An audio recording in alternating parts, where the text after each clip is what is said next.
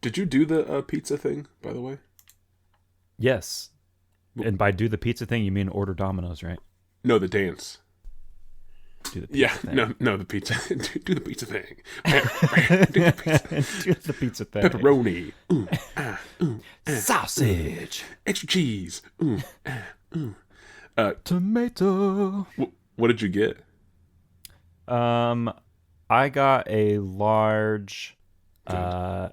with the garlic whatever base, Correct answer. with provolone, spinach, feta, onion, and I got her a thin crust. Oh, wait. You only did 4 toppings? I think so. You don't Maybe max green that shit peppers out? as well.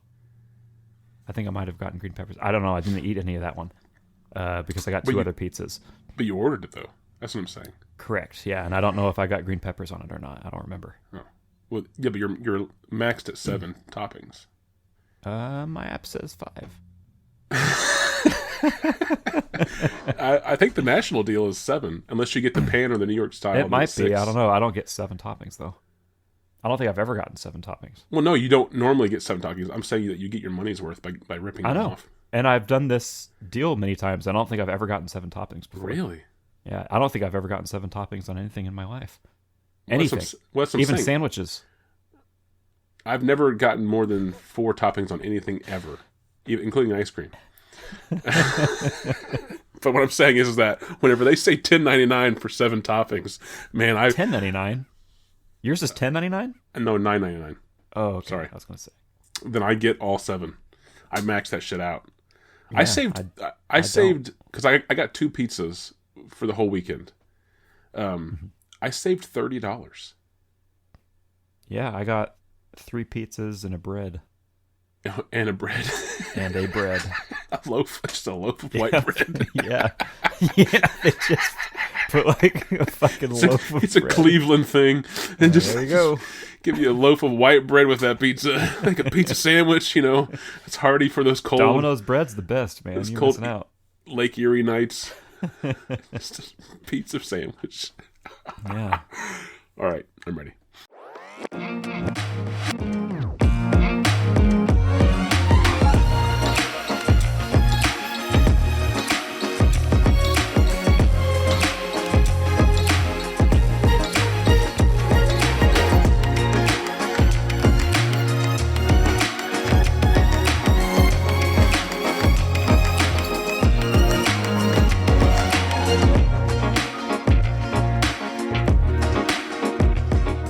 Coming at you, everybody, with a brand new What Was That Called Again? I'm Thomas. Ciao, I'm Will. And this is a movie podcast where every week I have selected 3 movies and I will read their IMDb plot descriptions to my co-host Will. Me! Who is then forced at gunpoint to match the plot descriptions to the correct titles, if you can believe that. It's a morning news show now. It's like it's 5 a.m. Get your day started with the movie show. All right. If you just heard that what are you was drinking a over sneak there? Preview of my drink check. I am opening myself up Slowly. a delicious bottle of Diet Coke Lime. Ooh, with the retro label. I didn't realize this. Oh yeah. And this is something I only discovered existed just like last week. Does it taste like 1992? It's like 2018. Oh, somehow that's worse.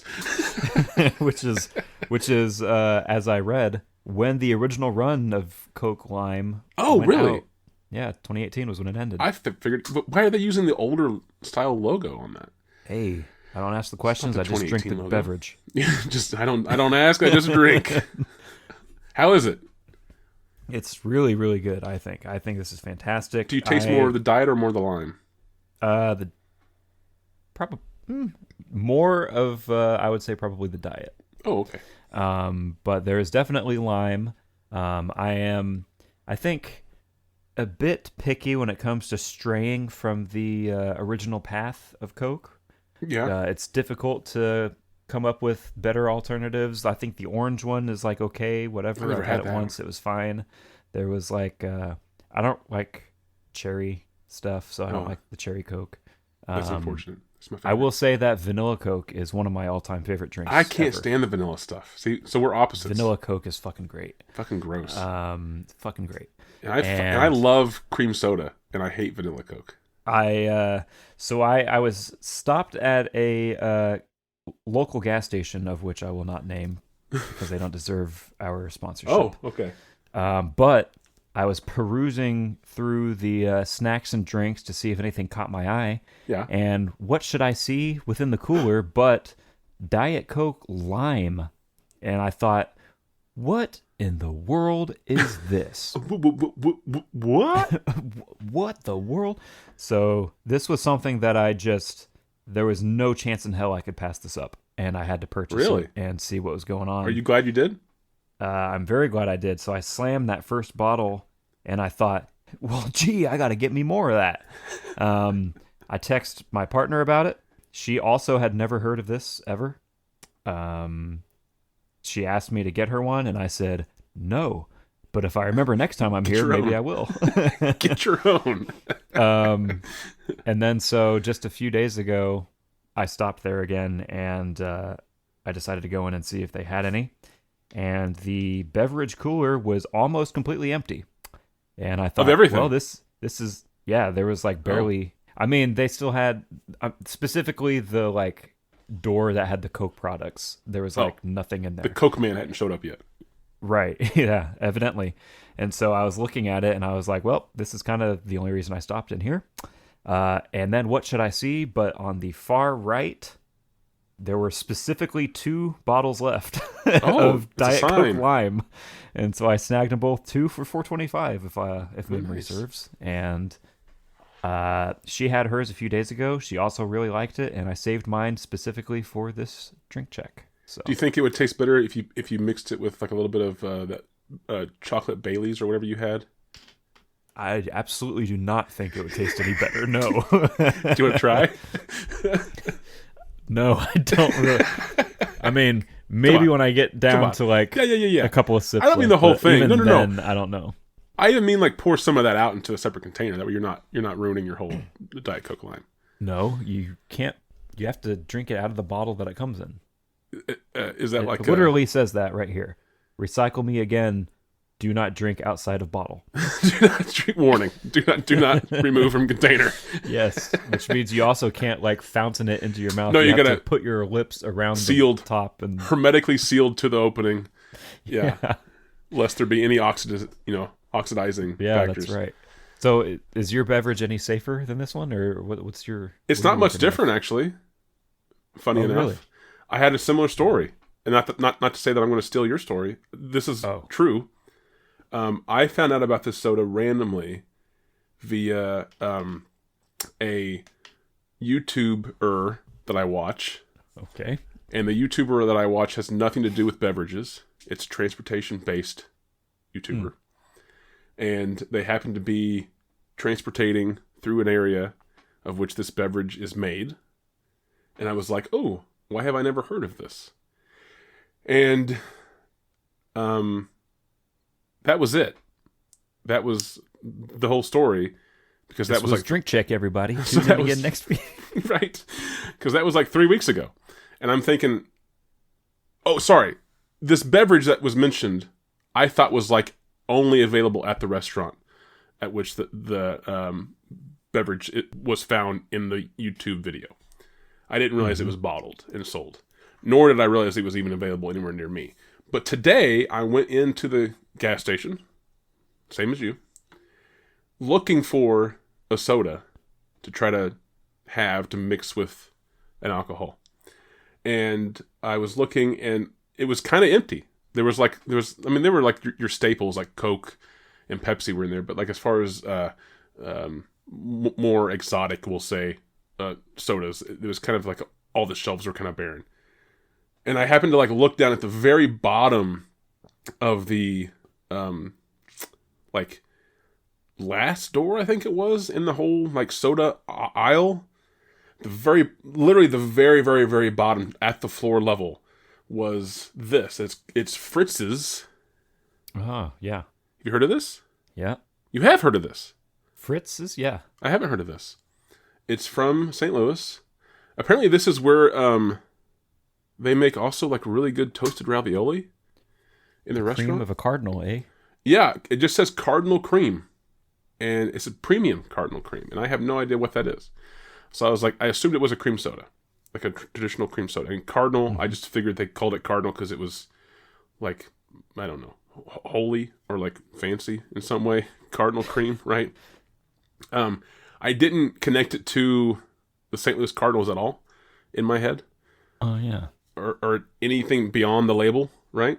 It's just it's a red label with like a yellow circle, and that's where Fritz's is written in red. So I just figured red and yellow was like the name or like the brand's colors or whatever.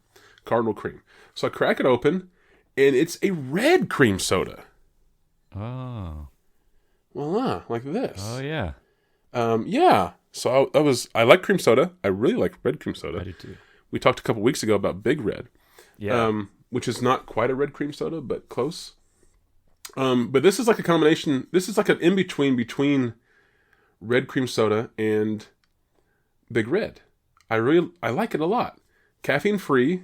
It uses cane sugar, extra fine cane sugar, legit cane sugar. It has like 6 ingredients.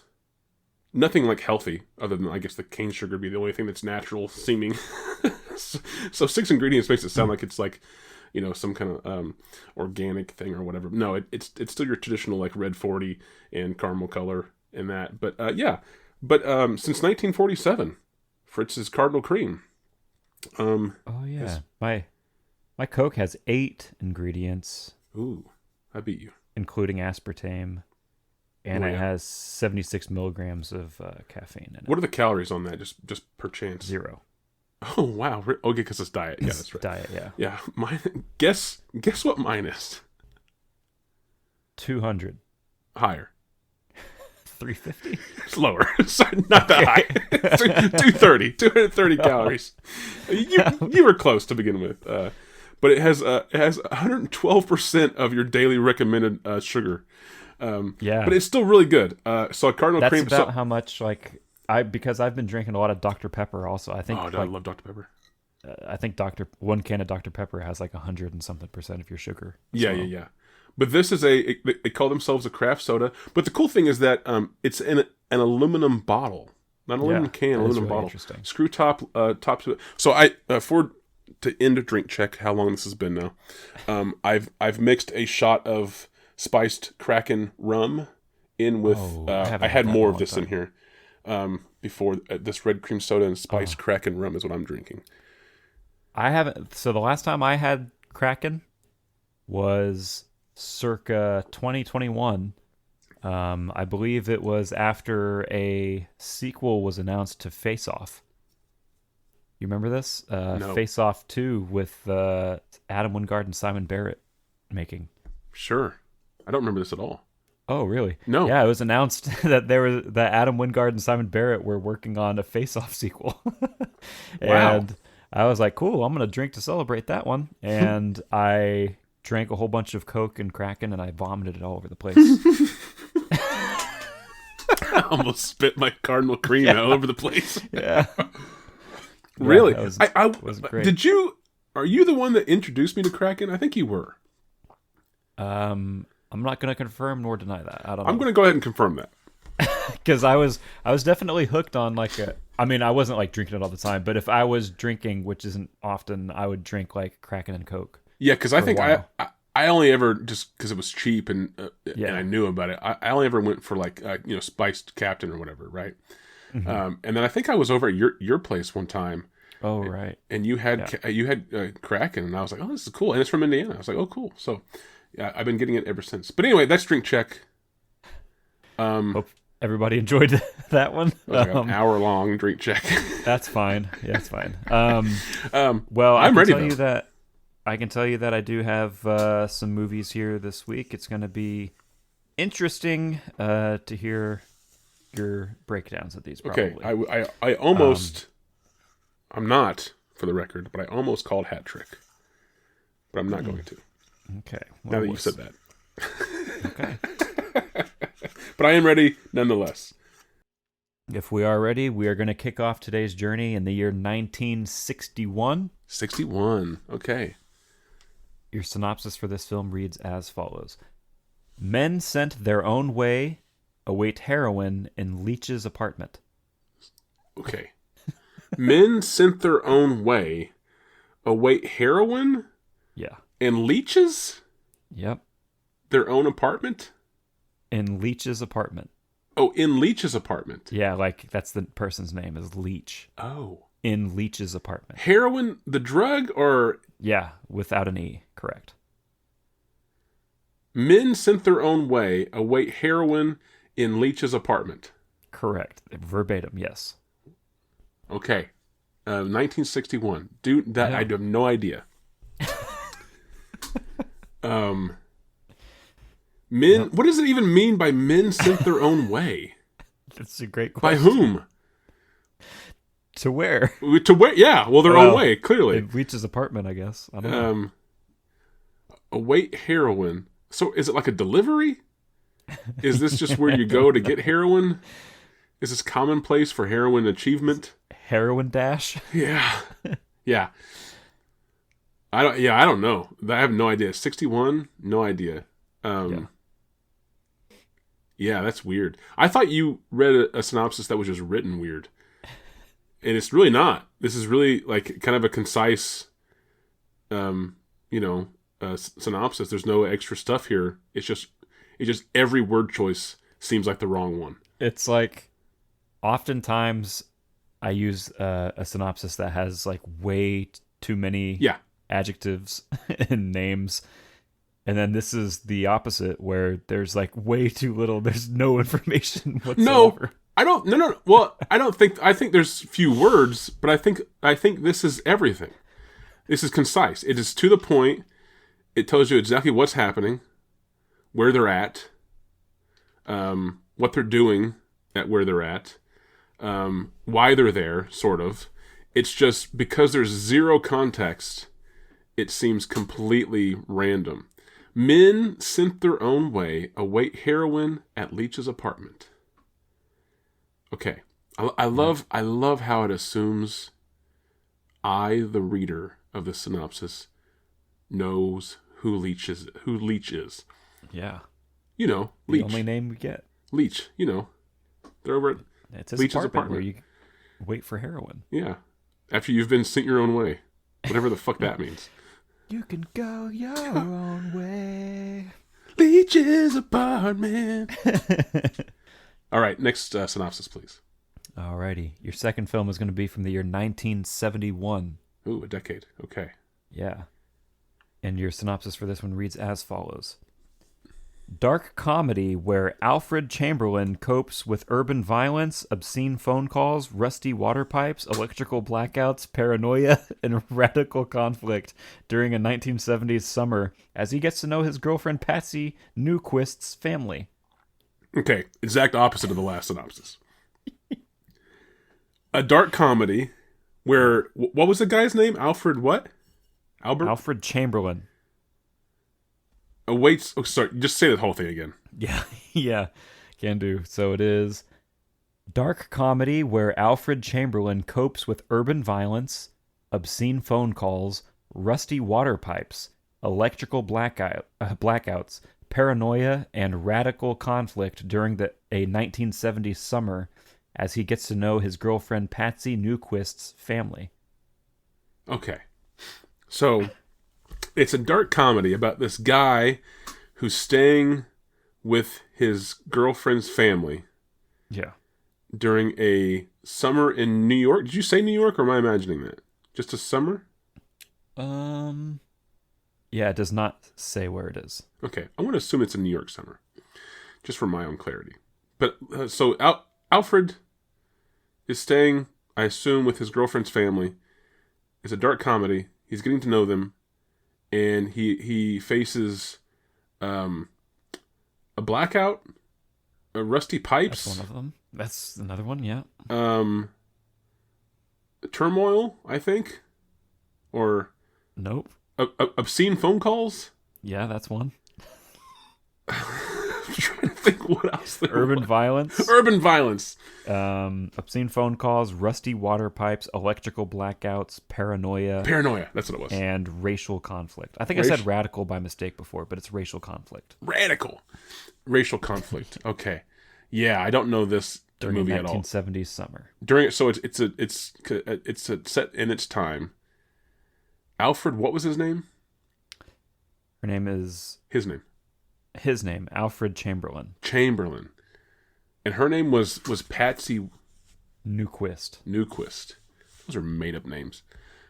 I mean, clearly they are. Maybe. But those are really made up names. Patsy Newquist. Dark comedy. 1971. Yeah. I mean, if the last film was completely void of bells or feelings, this one's even less. I had no idea what this movie is.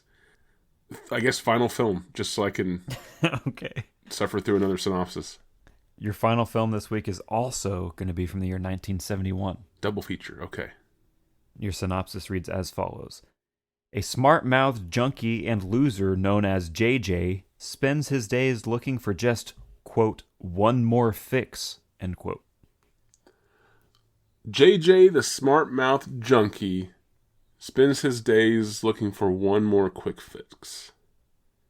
Yeah, one Okay. more fix. So these are all potentially I feel like these are all sort of drug-related. I'm just, the first one didn't say that, or not the first one, but the Alfred, whatever, and Patsy Newquist one didn't specifically say drugs. I'm going to assume that there's drugs involved. You said paranoia, I think. That was one, yeah. So I'm going to assume that maybe that's drug related too. That might so also influence the rusty water pipes. Maybe, yeah. So these all feel like they have like a vibe of that. But none of these, I don't have any other connection. 1971 with those two films. I'm trying to think of anything I know that came out around here. Or any for some reason, whenever you were saying the synopsis to the second film, Mm-hmm. I pictured an actor, and of course I cannot remember their name. Yeah. But I can see his face. Oh, man, that's going to bug me. But I don't know why I pictured that either. I don't know what it was about you saying this that made me picture this guy. So I don't know if that's going to help me or hurt me. But anyway, let me try to recap all these three films. So the first one was 1961. Yeah. And it was the oddly worded, after being sent their own way. You said three men? Or just men? It doesn't say. It's just men sent their own Right. way. Yeah. Okay. Yeah. So men sent their own way await heroin at Leach's apartment. Yep. Okay. Absolutely nothing. Nothing yet. Also, exactly what the movie is. I bet. There's that's just what happens. Leach, and for some reason that sort of maybe sounds familiar too. But I don't know if maybe that was just a borrowed name somewhere else for another movie. Leach. Like a guy's nickname. Hey, 1960. Leach, mind if I wait at your place? Hey, Leach. For some Let's go over to heroin? Leach's place and get some heroin. Get some of that horse. Yeah, I don't know why that would sound familiar from 1961, but that's the movie. Okay. Second film was 1971, and this was a dark comedy about Alfred McManus? No. What's his name? Alfred what? Chamberlain. Chamberlain. Alfred McManus. I don't know where I pulled that out of. Alfred Chamberlain. McManus. Dealing with paranoia, rusty water pipes, Yep. racial tension, Yeah. obscene phone calls, Yep. and probably something else. Yeah. Two more things. Oh gosh, it's not important. Urban violence. Urban violence. There we go. Electrical blackouts. Blackouts. Yeah, that's why I think this is New York City. Electrical blackouts. While spending the summer with his girlfriend Patsy, getting to know her family. That's right. Yes. Okay. Getting to know his girlfriend's family. Yeah. And then the third film was also 1971. That's right. And wow, what was this about? This one was... Oh, fuck. You spent very little time on this I know one. I did, because I didn't want to forget the second film, and now I've remembered most of the second film and forgot the third film. What was the action in the third film? Spins. Yeah, okay. No, wait. This is not Spins the Summer with... This is... What's the first word? A. There we go. Always helpful. A smart-mouthed junkie. Oh, that's right. Yeah, because I really didn't even recap that one. A smart mouth junkie looks for his next quick hit, but there's something in the middle. A smart-mouthed junkie and loser known as JJ spends his days looking for just one more fix. Okay, I basically got the whole thing. Just I didn't name or describe him. Okay, a smart mouth loser named JJ spends his days looking for his next quick hit. Yeah. And then I said all these... The classic. It always cracks me up how whenever you recite the synopsis and you basically say it, but you just change the words. You change the words in ways where you're still saying technically the same thing, but it's in a different way. I take in the idea, not the actual words. You said looking for one more quick hit, but it's actually one more fix. Yeah, same thing. Just the way you change little things like that cracks me up. Like I said, I take in the I don't actually listen to you. I hear you, and then I take in that sound and how it affects me, and then I give it back with how I took it in. Okay, it works pretty well overall. So it's one more quick fix. Yeah. One more fix. One more fix, not necessarily quick. Yeah, just one more fix. Yeah. Okay. First title, please, because I really don't know anything. I mean, the 60s and 70s. I mean, the two 71 movies are going to be hard because they're both from the 71. So hopefully there's something in the title that sticks out to the synopsis. But then I guess I could separate 61 from 70 just purely based off of maybe how these might be marketed. So that's my plan. Let's see how that holds up. Okay. Your first title is going to be The Connection. Oh, man, that sounds familiar. The Connection? Yeah. So the first film was about these guys waiting for heroin at someone's apartment. Mm-hmm. The second film was about a guy who has a girlfriend who's getting to know his girlfriend's parents at their apartment. And and also dealing with just craziness.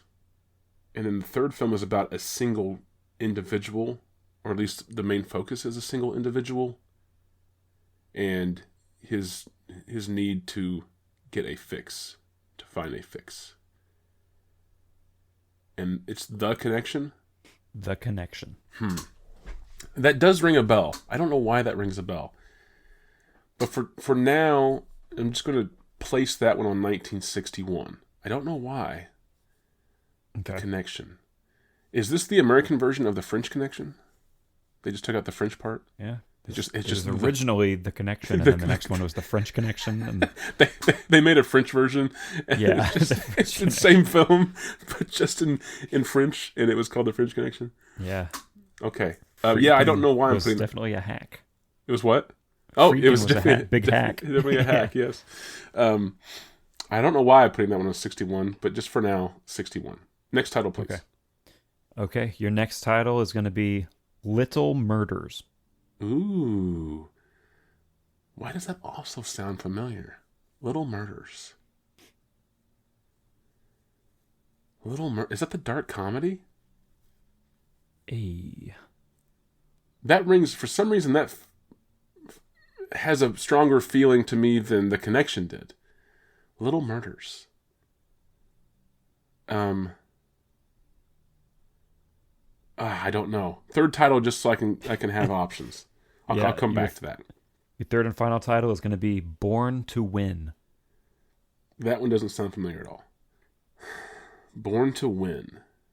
Born to Win. So, okay. I have The Connection, Little Murders, and Born to Win. Right. Born to Win, just off of the ironic nature of it, feels like that would go with the 1971 film about the loser addict named JJ looking for one more fix. Okay. Born to Win. I'm trying to see if I'm just kind of analyzing in my head to myself if that would fit with the 1961 film. And I'm just basing this off of, it sounds like that title is about an individual, not a group of people. Mm. So then I guess I could argue that it could be about the other 1971 film about the guy visiting his girlfriend's family. Born to Win. And there's some irony there with, you know, this guy facing all this craziness, all these obstacles, as far as, you know, it's not the most ideal setting to meet your girlfriend's family and then have to deal with all of this stuff. I'm sure that's making your personality not look, you know, the greatest. Plus the stress of that situation. But I don't know if that fits with Born to Win. Whereas the 1971 film... Can you read me the final synopsis just one more time so I get it accurate here? The final synopsis? Mm-hmm. With JJ. A smart-mouthed junkie and loser known as JJ spends his days looking for just one more fix. A smart-mouthed junkie loser named JJ. I would love to call a film Born to Win. Known as JJ, at least. Yeah, known as JJ. On the streets, he's JJ. Yeah. JJ. To his family, he's Jimmy James. That's right. This is actually the Jimmy John's origin story. The Subway shop guy. Jimmy John's. Once he was a smart-mouthed junkie and loser. Now a sub-sandwich empire. JJ.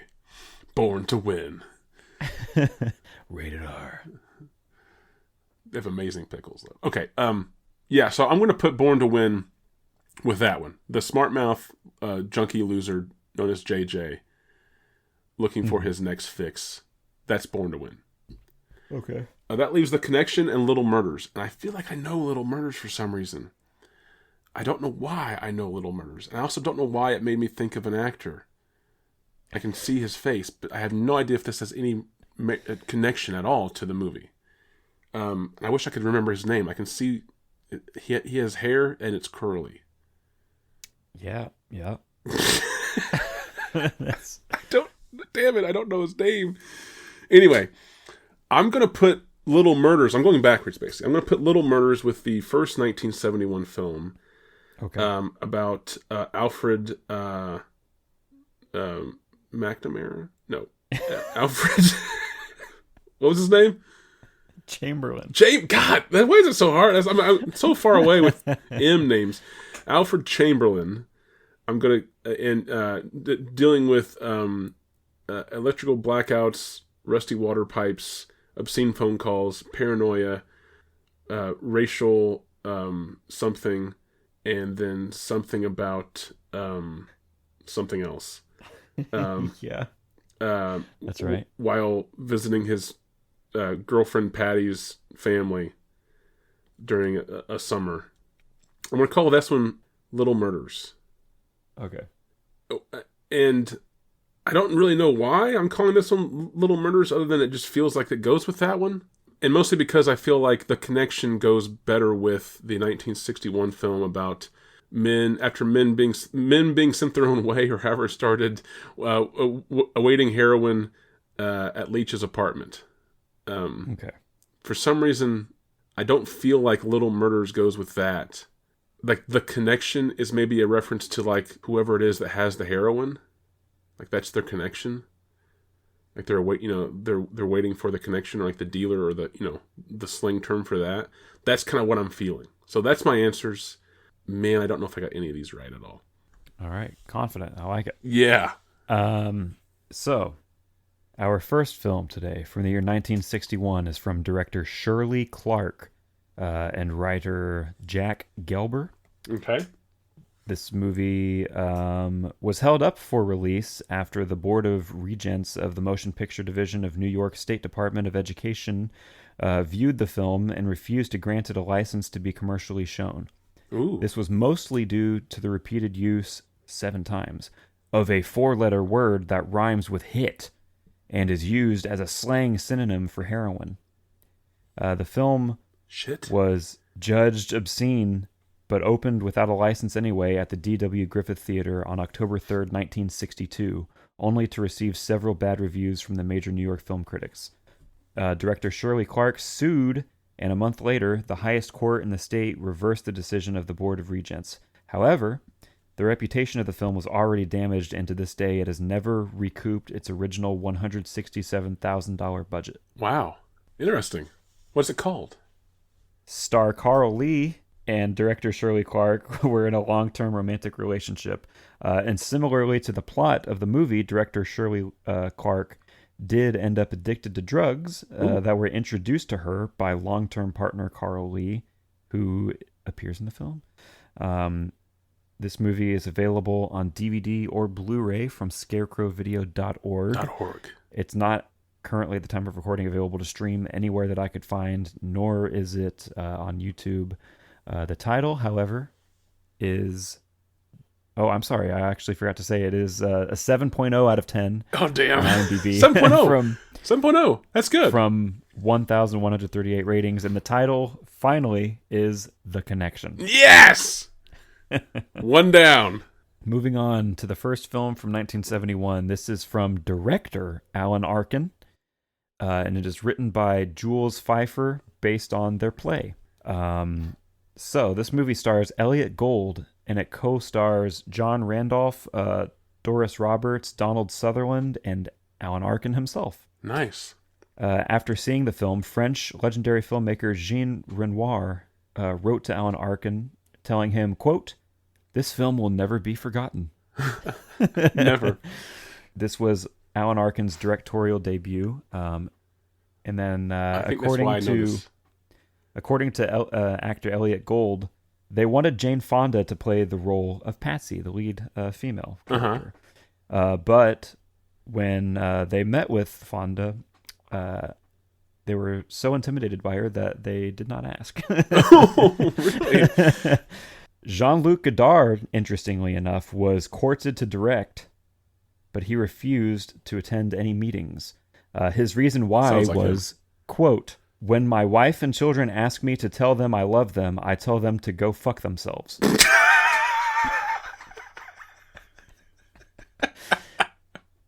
He means it with love, though. Yeah. Fuck yourself. As a side note, just for clarity, he did not ever have any children. So, Jules Pfeiffer says he was inspired to write the story by the assassination of John F. Kennedy. Quote, "Which was odd because I wasn't a big fan of his. He was the first actor in the White House. And then when Lee Harvey Oswald was shot, I thought there is a madness going on. And because of my politics, I saw the madness in Vietnam too.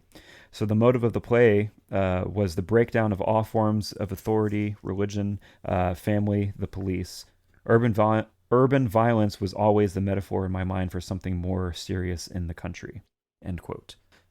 This film, at the time of recording, has a 6.9 out of 10 from 4,082 ratings. Okay.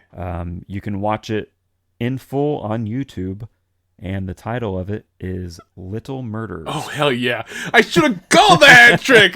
I really felt I was almost tempted to say it. That's awesome. That leaves us with Born to Win for the other 1971 film. This is from director Ivan Passer. It was written by Passer and David Scott Milton. This movie stars George Segal, Karen Black, and a early appearance from Robert De Niro.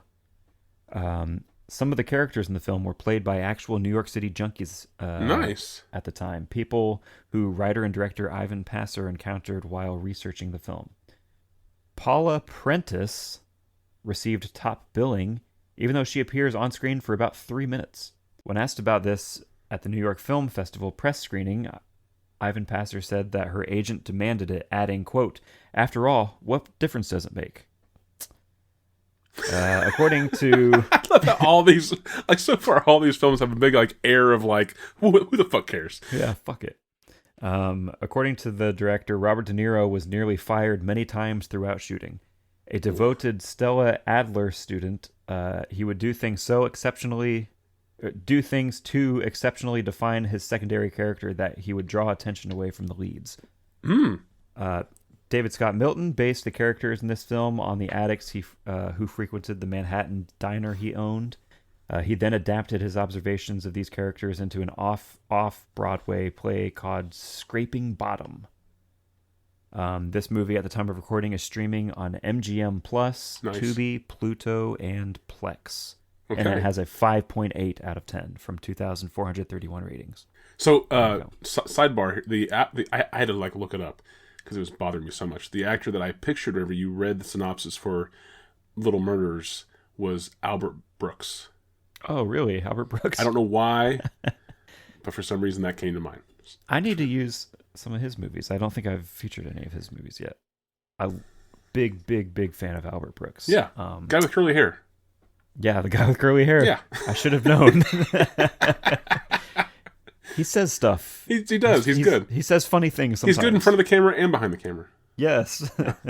Yeah, some of his movies as director are like some of my favorite comedies of all time. In fact, I think that was why, because you comedy in 70s, maybe that was why I thought of him. But anyway.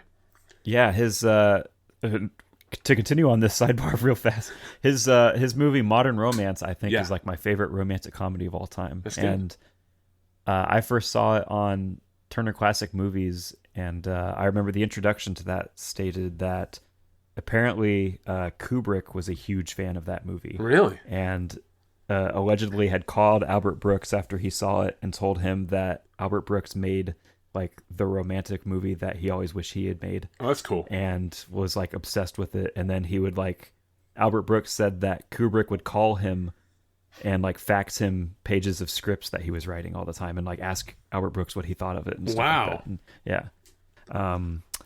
Anyway, none of that is featured in this movie. No. This was 3 movies that evidently at the time people were all just like, fuck it. Who gives a shit? Yeah, very nonchalant attitude towards movies. Everything. Yeah. I do have a few. Oh, tag me, actually. We got to tag me, right? Tag me. Tag me. There's a drop. We'll put a drop in.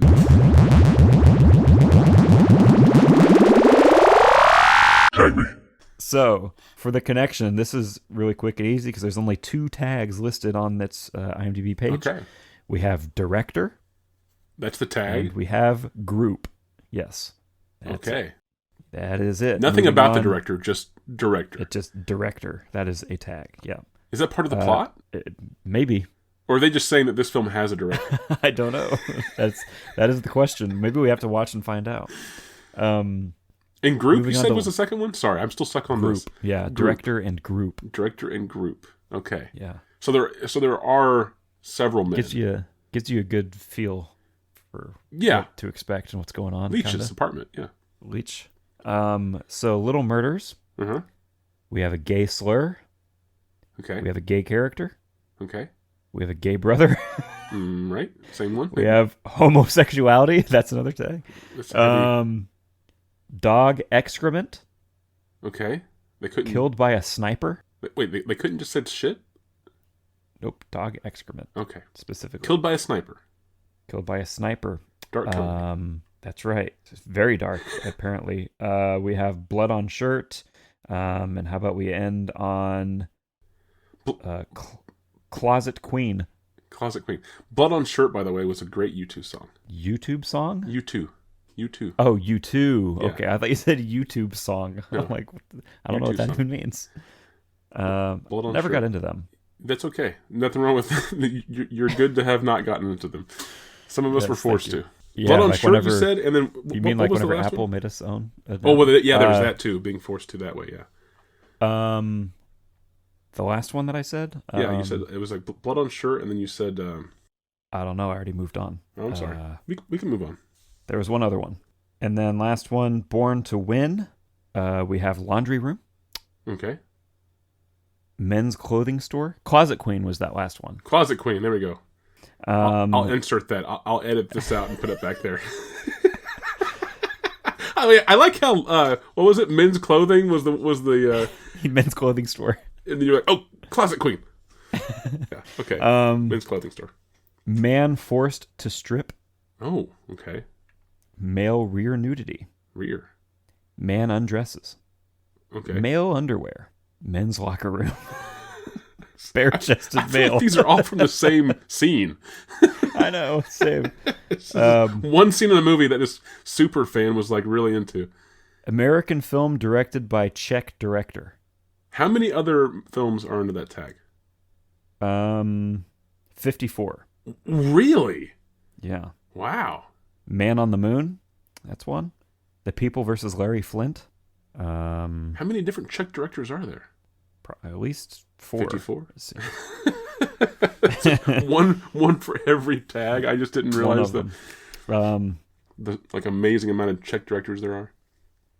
Let's end this one on Times Square, Manhattan, New York City. That's a tag. Okay. There you go. And have you seen any of these three? No, not yet. Do you have a quote I'd for like any to. of these? I'm glad you asked. Yeah. I do have a quote for you. Nice. Quote. And you don't know this, but there's a new drop for this. Listen in.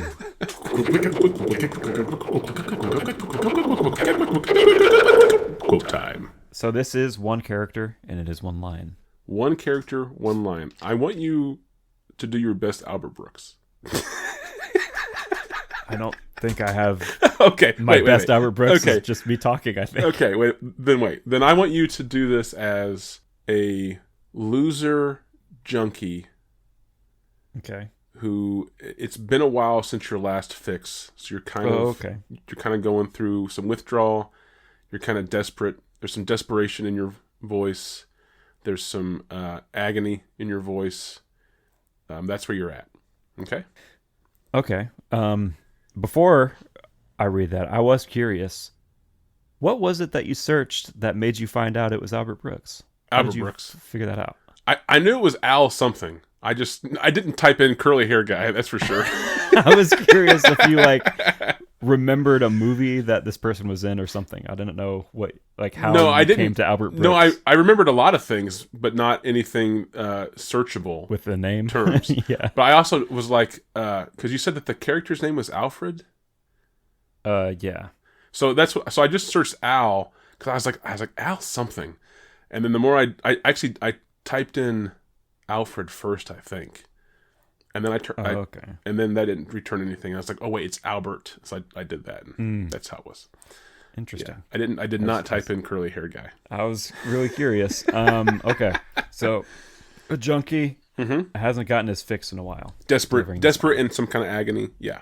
All right, and here we go. Yeah, on your action.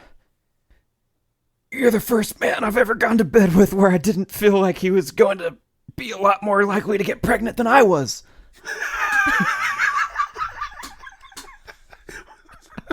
Wow, you're really hard up for that fix. Yeah. You're the first. Bravo, by the way, on that. I mean, it sounded a little constipated. Thanks. Yeah. But I guess that was maybe the agony. Yeah. So you're the first man I've gone to bed with that I didn't think was going to get pregnant first, or something like that. Am I close? Yeah, pretty much. Say it again. To say it exactly, it is, quote, "You're the first man I've ever gone to bed with where I didn't feel he was a lot more likely to get pregnant than I was." Sorry, I'm speechless. The audio didn't cut out. Say it one more time. I'm trying to wrap my head around the logic of this statement. Yeah, I know. It is, "You're the first man I've ever gone to bed with where I didn't feel he was a lot more likely to get pregnant than I was." So I'm trying to figure out the perspective here. As it is the character saying that they've gone to bed with other men who they thought were going to get pregnant. Say it one more time for me. This is the first time I've asked for the quote to be read so many times. You're the first man I've ever gone to bed with Pause. where I didn't... You're the first man I've ever gone to bed with. So I was coming to this thinking that this was a male saying this. And maybe it still is. But maybe it's actually a female saying this. So you're the first man I've gone to bed with. Continue. Where I didn't feel he was a lot more likely to get pregnant than I was. Where I didn't feel he was a lot more like. So this person is saying that I am able to get pregnant, and you're the first male I've ever gone to bed with that is more male than other males I've gone to bed with. Essentially. At least when it comes to binary sex organs. So what you... Oh my gosh. So the Little Murders film had a lot of like gay slur, gay this, homosexual this. Yeah. Closeted queen, you said was one of the tags? Closet queen. Closet queen. So that's not a closeted queen. That's just there's royalty. There's a hierarchy with the storage of clothes. The closet. It's a queen of closets. I'm thinking this must be Little Murders, and not just because of the tags relating to homosexuality, but also maybe because just the way that this is worded, it seems like there's a comedian behind this. There's a comic mind behind this line that I like a lot. So I'm going to say this is. You said this is Alan Arkin did this movie?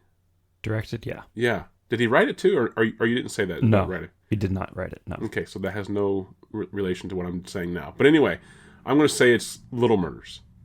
Okay. It was delivered by actress Marsha Rod as Patsy Newquist in Little Murders. Nice. Okay. So is she talking to her boyfriend? You're the first man I've gone to bed with possible. Who I didn't think was more likely to get pregnant than... So she's... Okay, I understand now. She's saying that she's dated like wimpy men before. Girly men. Yeah. That's what she's saying. And that this is the first like manly man will say. Okay, now I follow. Man, I was really confused by that line. I know. That was great. There was a part a couple minutes ago where you were like adjusting yourself in your seat and you're like, oh my gosh. Yeah, that really killed me. I was like, what in the hell is going on here? So where do you think this line takes place? Is this like opening credits? Opening credits. That's what I feel like. Because I feel like... Yeah, they're like showering after coitus and we're like looking at their silhouettes through the curtain. I say that we're in bed, like post-coitus like cuddles. And she's about to ask him to come spend the summer with her and her family. Mm-hmm. But she hasn't got there yet. And he's going to say yes just because he wants more of this. Or does she ask him before, like just before coitus, because she knows if she asks him afterward, he'll say no. But well, she seems sure, but wait, sorry, you're saying ask, not says this line. Yeah. Okay. Yeah. And then the line is post. Yeah. No, I say that the line is the same. Sorry, I say that the question about coming to see my family is after sex because I think there's like this, the emotion of the situation is heightened more than. But also I'm going to ask this too. We can assume that it's with, Alfred McAtee or whatever his name was. Chamberlain. Chamberlain. Thank you. But is it? Is she? Or can we assume that this maybe could be someone else? Oh yeah, and then like maybe Alfred is Alfred for his trip and he's like, oh my god, I don't know what's going on, and he's like a fucking pussy. Yeah. Maybe. Yeah. But there's rust in the pipes. I don't know. It's like, this is like Woody Allen as Alfred. So if that's the case, then it has to have... I thought I was really manly. Is it still in the beginning? This line? Is it still like... Yeah. and then she leaves that dude. she So she's actively cheating on her boyfriend that she's about to go take to her Yeah, parents. she says that line to this guy post-coitus. She gets dressed. She's like, yeah, I'll be back in like I've got to go 2 months. spend the summer with my cuck boyfriend, my beta cuck. He's like, oh, what a fucking chud. Yeah. And then she gets dressed and she leaves, and then she meets up with him, and then they go on their trip to her parents' house. And okay, so then the question... I don't know, I'm really nervous. Have I packed enough clothes? I don't know. Do they have good pipes? Yeah, the pipe's clean. That's my number one concern. Okay, I'll buy it. So then, is there an arc to Alfred Chamberlain that, like, at the end he becomes manly? An Alan Ark in? Oh, and what was it called again? We're done, and we're out. The height of the show. Yeah, like finally at the end of it, he like happily pours himself a glass of like brown, filthy water and drinks it no problem. And that's it. His arc is that he just like, accepts bad water. Yeah, this like the only option he has left. No, there'll be something where he like stands up to defend like her parents or something like that. Oh. Or like he prevents like a robbery from happening or something like that. Okay. Something that makes her perceive him as quote unquote manly. What if it's the guy that she was cheating on him with that tries to rob them? For what? For money or for unknowing that it's her parents' house? No, I think on purpose targeted that house. Yeah, I don't think she's in on it. I think just he's gained this information about her, and he knows that wimpy boyfriend's going to be there, so the house is going to be unprotected. Like maybe the parents are gone for this weekend or whatever. And this guy comes over and beats this Giga Chad dude up. by like throwing rusty water in his eyes or something like that. It's signs, but with rusty water. I was thinking like Home Alone, but yeah, you're right. It's more like Signs, yeah. He's swing like away, melts. Alfred, swing away. Oh, gee, I'm so nervous. What if it splashes on me? I just love the idea of Signs with Woody Allen. Yeah. Okay. Yeah. Yeah. So he goes in to rob the place, and then he's like, "There's one thing I stand for. It's family." So yeah, he has to defend the home. Okay. So because what they're like this person is like about to steal their like expensive china or something, or jewels or whatever, right? Yeah. Like jewelry. So is this like I guess she's like upper middle class? Where I'm imagining. Yeah, wealthy so enough, like right? we've heard and or seen at least this like jewelry that like the mom of the family or something is like really protective of, and is like, this was passed down for like 4 generations or some shit like that. I love the idea too that maybe the parents are there, and whenever this guy breaks in, like they don't know that their daughter's been sleeping with this guy. But whenever he breaks in, maybe he just looks so good, and just he's really handsome. He's clearly strong, fit, and whenever he breaks into the house, even the parents are like a little bit like swooned by him, like they're like, oh, our girlfriend, our daughter, she's kind of single, and then Alfred's like, hey. I'm right here. What about chopped liver? Okay, so there's a robbery. Alfred saves the day, but how does he save the day? I like that. I mean, I like the idea of using stuff in the house that's falling apart. But like, there's also the electrical blackout too. The what? I like the rusty water. I do too. Yeah, I like that too. But there's also the blackouts. There's the paranoia. Is that him facing paranoia, or is that everyone else facing paranoia? Racial conflict. So is this Electrical blackouts. Yeah, so like we have it's like he's got the fucking thief like he's watching him and like the lights keep going out and back on and so like Is it like a different spot? yeah. He's like timing these blackouts Yeah, to the like make thief his is move. like disoriented and doesn't know what the fuck where the fuck he is. And because Alfred's so like scrawny and skin and bones, he can move around pretty quickly and silently. Yeah. And then like the last thing is he grabs this glass of brownish Rust water and splashes it in his face, and these rust particles get in this guy's eyes, and that gives Alfred enough time to like kick him in the shin or whatever. Yeah, he's like he says like they say if rust gets in the bloodstream you got 72 hours to live. So what is the finishing move? Like the rust the finishing move? What is the thing that makes this super strong, handsome attacker not only weakened to the point of being either chased out or incapacitated or whatever, but also viewed in the eyes of everyone now as a wimp or as a frail individual compared to Alfred? Is this the movie that also has the Closet Queen? Yeah.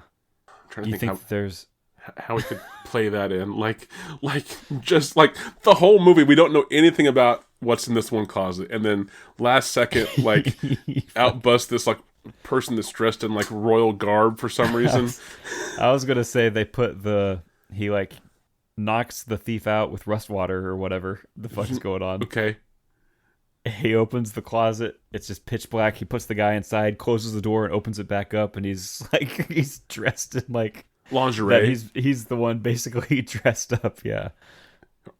Or like somehow the guy gets in there and like struggles, and whenever because it's a comedy, whenever he comes out, he's wearing like high heels and like a nightie and like a wig or something, like for some reason he's just like he lost like in like 2 seconds that he was in there, he lost all of his clothes and somehow like scrambled and like tripped and put on other clothes. So he comes out, it's like Tootsie. Yeah, exactly. Yeah, he comes out looking like Tootsie, but at the same time, he also discovers his true self. Yeah, and he realizes sees himself. He's like about to bash up our main character. Like he like raises a fist, and then he sees like a reflection of. Yes, himself. That's what it is. Yeah, he sees a reflection, and he's like, I finally know who I am. And then now he's the more effeminate of the group.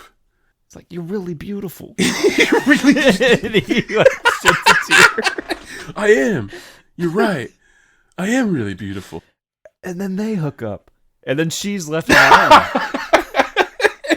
And then they leave. And then Patsy is single again and left once again to be single. And her parents come over to console her. And they're like, you'll find the one. He's out there somewhere. Yeah. And then blackout, and then that's it. Credits. But it's also blackout like the electricity went out. Yeah, the electricity goes out again. I like that. Yeah, I think that works. I mean, it works for me. I don't know if any of that's actually accurate. So yeah. Do we ever see that guy, the cheater / would-be robber, anywhere else in the film, or is he just like a surprise at the end? Like we see him in the beginning, Patsy leaves. We have like Michael Myers. Like he's just in the background. Well, I was just thinking like with that, or even I was just thinking like, is Patsy in contact with him at any time, like on the phone? Do they run into each other, or is it totally a surprise when this guy shows up and tries to rob the place? Because if it is a surprise, I'm fine with that. But I was just wondering, is Patsy also surprised to see him? Like, does she call out? I think yes. And it's like Chad. And then they're like, how do you know this guy? Yeah, I think that it's a surprise. Okay. To her. Yeah. So she's not expecting him to be this way, which already turns her off to this guy. Mm-hmm. Just for him, attacking her family. Yeah. But then is there any explanation, I'm not saying that there has to be, but is there any explanation before the Closet Queen moment where it's revealed that Patsy does know who this guy is and why she knows him? Does that help build the rage inside of Alfred if he learns that this guy has been sleeping with his girl? Yeah, I think that there does need to be.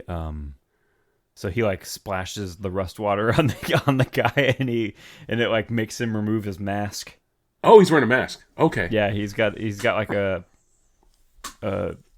like a ski mask or some shit. Like Oh, that okay. on. Right. Okay. Yeah. Yeah. And yeah, he splashes the rust water on him, and he has to like take the mask off.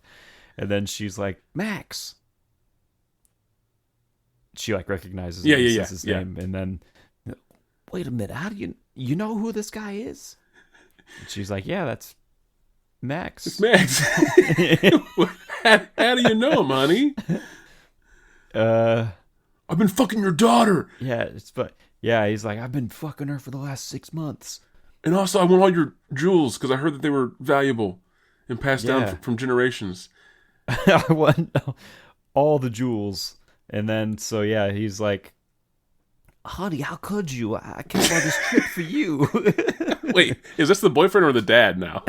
Because I feel like the dad sounds the same. I don't think I've done the dad. You haven't yet, but I feel like that was the dad, though. The dad is like, how could you invite this man here? Yeah, I like that better for the dad. Yeah, yeah. She's like, I didn't invite him. I don't know what the fuck he's doing here. And the boyfriend's like, you've been cheating on me. I'm heartbroken. She said I was more of a man than you. Is that true? Well, I mean, I guess I maybe did say that. My God. Okay, all right. So we're to the point now where we've already splashed the water. Does he get splashed again with water? Like, how do we get him into the closet now? Yeah, in the midst of this like exposition and talking, he fucking splashes into the water. No, he fucking The power goes out. Smashes. Yeah, the power goes out. He smashes the glass over the dude's head and incapacitates him briefly. Enough.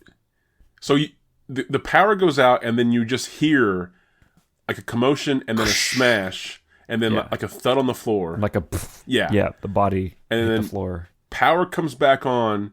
Is Alfred dragging him towards the closet, or has that motion started yet? He's in the closet. He has gotten him into the closet. So you just see Alfred close the door.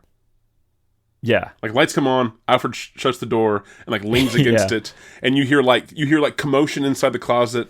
And yeah, the family is like, like they're like, oh my God, did you really? And he's like, I had to do what I had to do. I don't know. I had to protect the ones I love, even if they don't love me. And then he like turns to Patsy, but I do love you, Alfred. I just if they don't love me. I was weak and he was so beautiful and handsome and big and manly, and then like it turns to like the mom and the dad, and they're like, well, yeah, she is right. Yeah. He was manly and big. And then you just hear the commotion stop, and Alfred. But you said you loved going to my chess tournaments.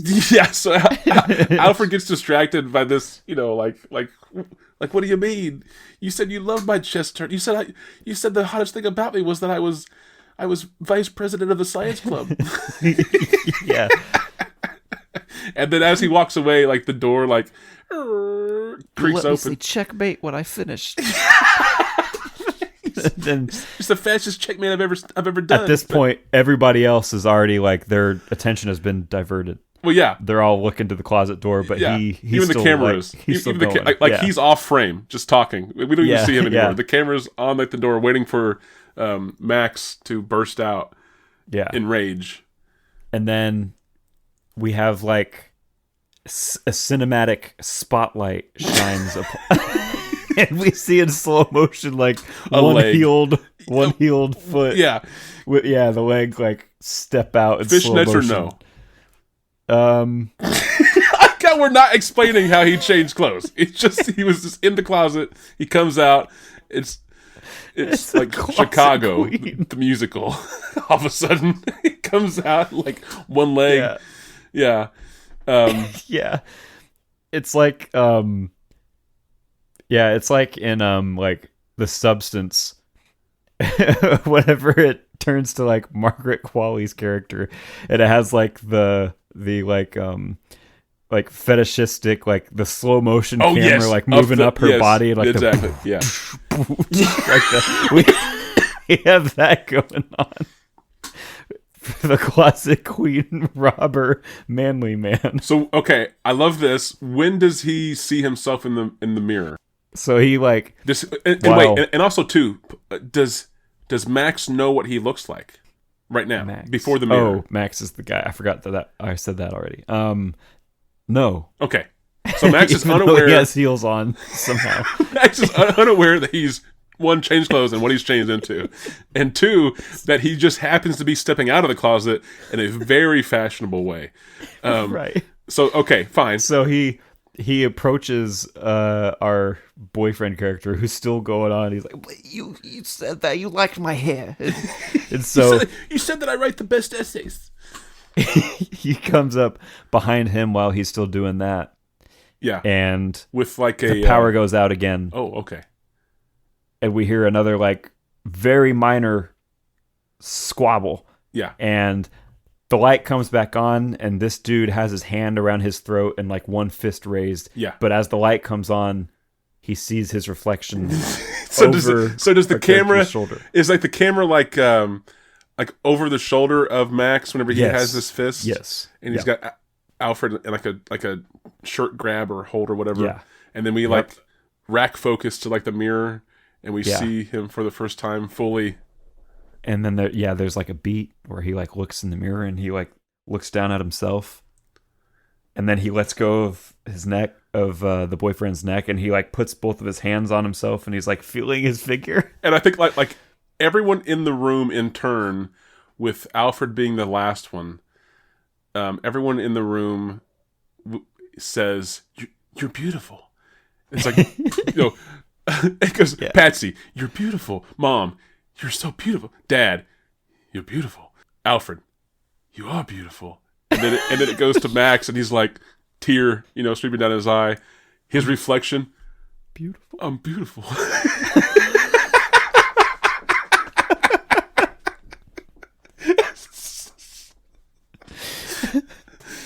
and then what's the wrap after that? Like what is the last like section after that? Does he?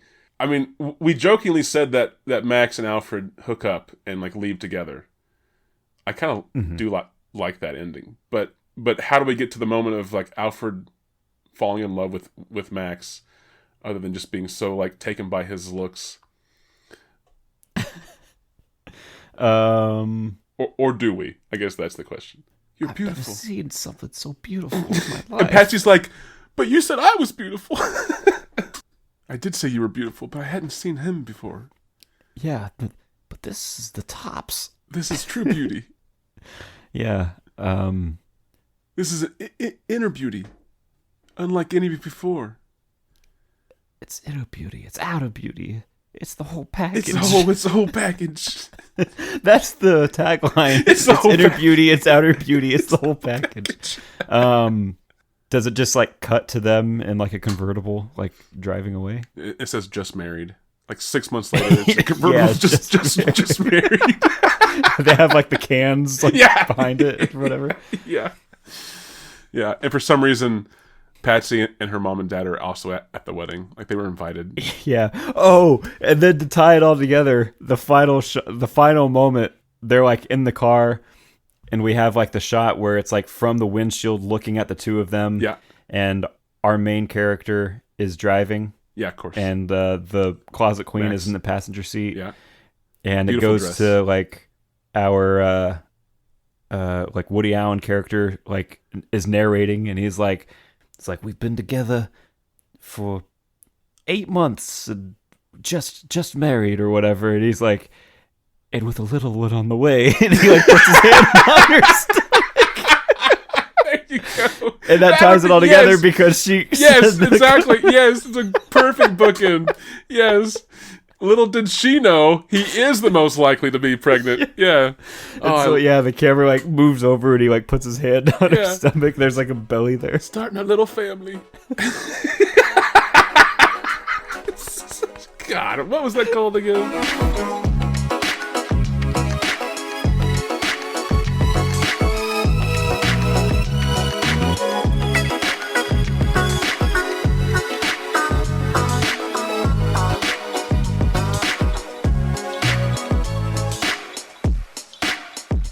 Oh, wow. That is a good book, and I like that a lot. Ready to start our little family. Oh yeah, Little murders. Yeah, that's good. Yeah. All right. Me and Maxine and little Wilfred on the way.